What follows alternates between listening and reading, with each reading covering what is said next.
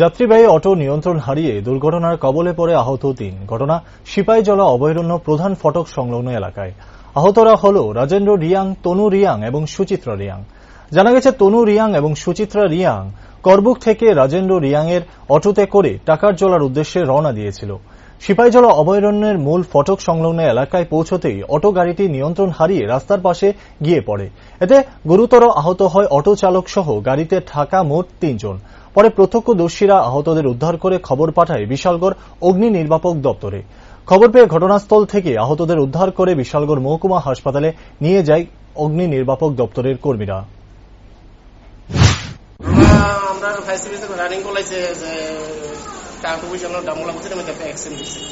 Already আমি গাড়ি নিয়ে গেলাম, গিয়া দিয়ে আমরা অটো গাড়ি নতুন উঠেছে, নতুন উড়াইয়া তারা ৩ জন হইলে আমরা তারা নিয়ে আসি। নাম পাইছেন?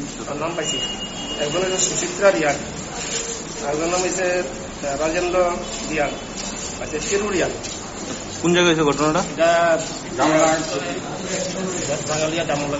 কিসের মধ্যে আসতো তারা? তারা অটোতে আসতো। কই যেতে আসতো? তারা আপনার দিকে দেখতে আসতো। কোন থেকে আইছে? তারা কোন দিকে আইছে? সাউথ থেকে আইছে। কিরকম ইনজুর্ড হয়েছে? ভালো, একদম তো সিরিয়াস কন্ডিশন। আপনারা এখন কই নিয়ে আইছেন? আমরা বিশালগড় মহকুমার হসপিটালে নিয়ে এসেছি।